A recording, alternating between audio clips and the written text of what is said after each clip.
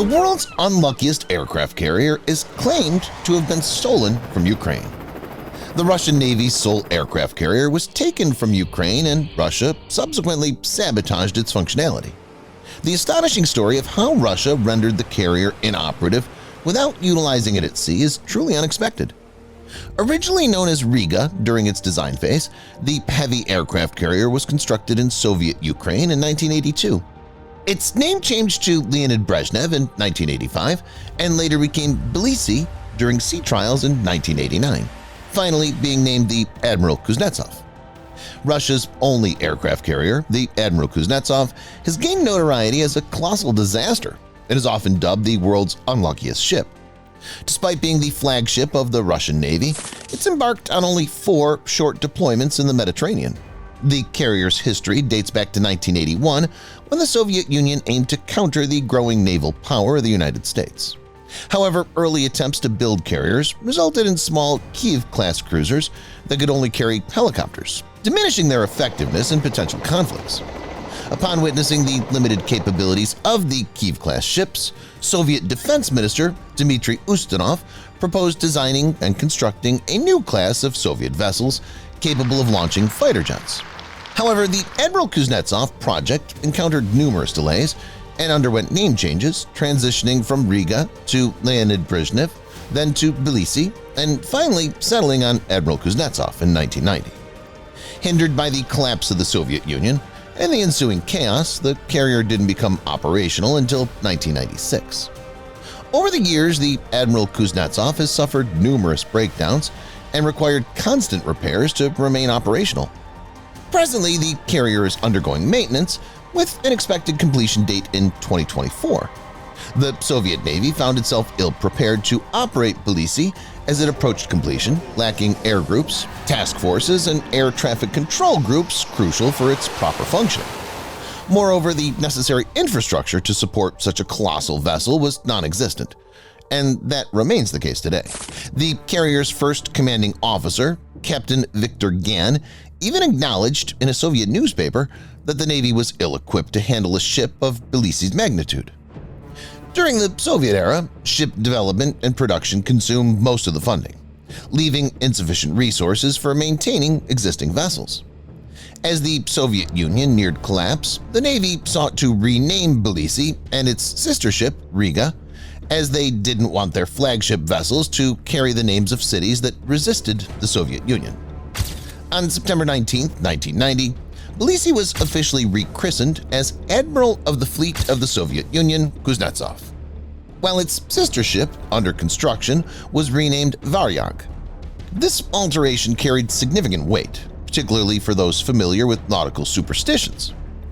Admiral Kuznetsov, a truly ill-fated ship whose saga began with Russia's covert plan to seize it from the newly independent Ukraine.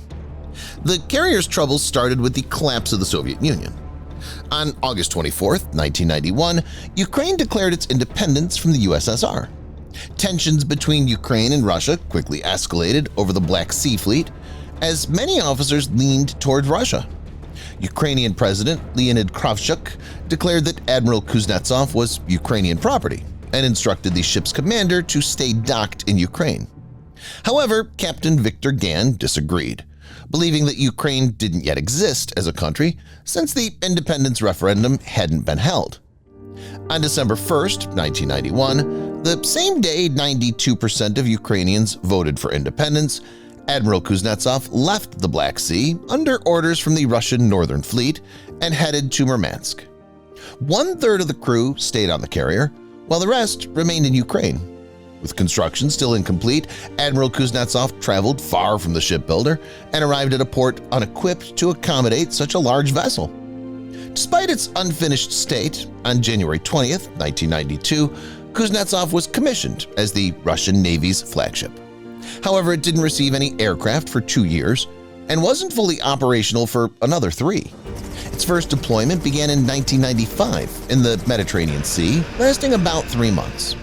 The mission was to showcase Russia's new flagship and practice operations in favorable weather conditions. Admiral Kuznetsov's primary role was projecting status rather than power, as it was maintained to give the appearance of Russia being a major naval power. After all, an aircraft carrier with fixed-wing aircraft is a symbol of power that few countries possess.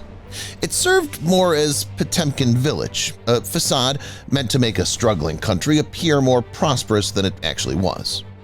The carrier isn't the centerpiece of a modern fleet.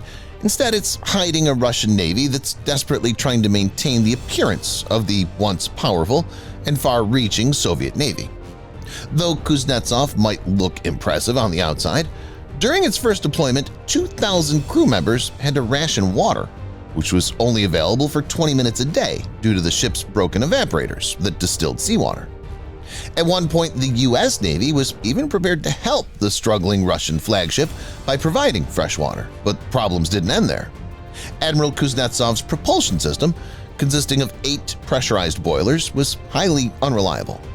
Consequently, the carrier lost all propulsion on multiple occasions, including during its first deployment.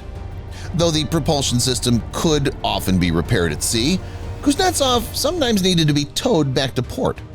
This is why, during the 2016 Syrian campaign, the Russian Navy's flagship was accompanied by a tugboat, Nikolai Chaiker. In hindsight, this was a wise decision, as Kuznetsov lost propulsion yet again and was towed back to port during unfavorable weather. Interestingly, according to Western sources, Russia procured more carrier-based airplanes than they had trained pilots for, which is quite ironic. A similar situation happened during the first deployment of the Soviet aircraft carrier Kyiv in the 1970s. When Kyiv was ready for deployment, only 6 Yak-38 aircraft had been produced and embarked on the ship. To make Kyiv appear more powerful than it really was to American intelligence services, the Soviets engaged in an elaborate deception. Sailors cleverly repainted the airframe numbers on the aircraft after each sortie to give the impression of a larger number of Yak-38 aircraft stored inside the carrier's hangars. Their deception worked, as American media later reported that the Kyiv aircraft carrier had at least 60 aircraft on board. Well, in reality, there were just 6. It's important to note that Kuznetsov isn't legally considered an aircraft carrier. Otherwise, it would be stuck in the Black Sea. The Montreux Convention prohibits the passage of aircraft carriers heavier than 15,000 tons through the Turkish Straits. To bypass this restriction, the Soviets classified Kuznetsov and their other aircraft carriers as heavy aircraft carrying cruisers. So, what is it about this seemingly cursed vessel that's prevented the world's second strongest military power from effectively utilizing this crucial piece of naval equipment? From the outset, the Kuznetsov's design posed significant challenges. It was not intended to be a pure aircraft carrier, but rather a hybrid missile cruiser focusing on both missiles and fighter jets. This classification was also politically crucial due to the 1936 Montreux Convention, which permitted cruiser ships to pass through the Turkish Straits, connecting the Mediterranean and Black Seas, but not foreign aircraft carriers. As a result of its design, the Kuznetsov can accommodate fewer jets compared to other nations' aircraft carriers, mainly because the Soviets aimed to maintain its hybrid missile cruiser classification. Its relatively small size, with a displacement of 58,000 tons and a length of 304 meters, doesn't help either.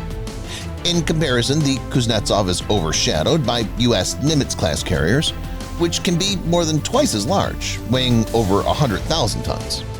Furthermore, unlike U.S. supercarriers, the Kuznetsov is not nuclear-powered. Instead, it relies on burning a low-quality, heavy fuel oil called mazout, which must be preheated and pressurized, a process that's not always executed on board. Over 3 decades of service in the Russian Navy, Kuznetsov made only 6 short deployments to the Mediterranean and Atlantic. Most of its service time was spent docked in Murmansk or in shipyards for repairs. The carrier's average time at sea was about 15 days per year, with only 1 combat deployment in Syria in 2016. One notable event during the Syrian deployment was the black smoke emitted by the carrier. Various reasons were suggested for the smoke, such as using low-quality fuel or not preheating the fuel. However, it's becoming clear that the likely cause was the carrier's worn-out power plant. But how could this happen? In its 30-year career, Kuznetsov has spent only 450 days at sea, hardly enough time to wear out a carrier's power plant. Reports indicate that 4 of its 8 KVG-3 boilers need replacement during a midlife refit as they're worn out. The Soviet Union focused on building these massive machines but didn't create permanent bases for them.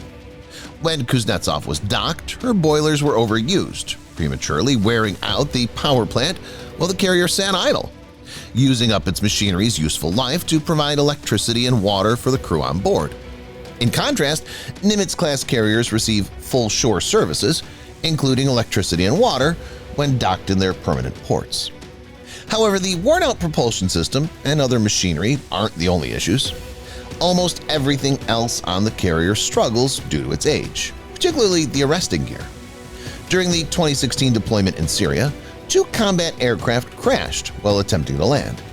An Su-33 broke the arresting cable and rolled off the deck, but the pilot ejected and survived. A few days later, 2 of the carrier's 4 arresting wires snapped during a second landing, and the pilot of the 3rd airplane had to circle the carrier until the crew fixed the arresting gear. After an hour, the MiG-29 ran out of fuel, forcing the pilot to eject.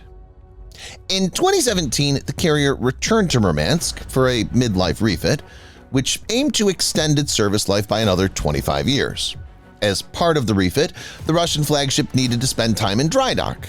The only available option in northern Russia was the PD-50 floating dry dock. But on the 30th of October 2018, the floating dock lost its supply of electricity from shore. As the pumps stopped pumping out water out of the ballast tanks, the dock slowly leaned and sank. As a result, one of the 2 70-ton cranes ended up falling on the carrier, leaving a 13 by 15-foot hole in the flight deck. The sinking of PD-50 could have been prevented if only the floating dock had emergency generators, which it did, but how good is a generator that has no diesel in the fuel tank? It later turned out that no diesel fuel had ever been purchased for these generators, which isn't surprising at all because the general director of the shipyard that was contracted to repair Kuznetsov at SURF was later arrested and charged for stealing $650,000 from the money that was allocated for the repair work. After the sinking of the PD-50 floating dock, it was announced that 2 adjacent 650-foot-long dry docks in Murmansk shipyard would be combined into one massive 1,300-foot dock. 30 years after commissioning, Russia is finally putting proper support in place for its one and only aircraft carrier. In a way, the past misfortunes of Admiral Kuznetsov can be attributed to the Russian government's failure to invest in proper infrastructure, because not having an aircraft carrier is not an option for Russia. Due to its ongoing issues, the ship has remained idle in port since 2018, continually draining government funds for repairs. Consequently, when Putin initiated the invasion of Ukraine in February 2022, he was unable to deploy Russia's sole aircraft carrier. The repercussions of the war may further delay the carrier's return to service, as sanctions could render the planned repairs unfeasible. Moreover, even if the Kuznetsov resumes service, there's no guarantee that it can be effectively maintained, as many of Russia's top engineers have fled the country to escape the war. Instead, the seemingly never-ending repairs on the carrier will persist until it's considered seaworthy and displayed to project an appearance of Russian naval strength. Given the stories about the carrier's quality, it's doubtful that it will effectively project power. Although the Admiral Kuznetsov may be considered the world's unluckiest ship, and while luck has played a part in its destiny, some responsibility must be attributed to those overseeing the project. From plane crashes and oil spills to fires and appalling living conditions, Russia's only aircraft carrier is undeniably subpar, and the government is to blame. Your feedback is valuable in improving our channel, and if you found this information helpful, we kindly ask your support by giving it a like.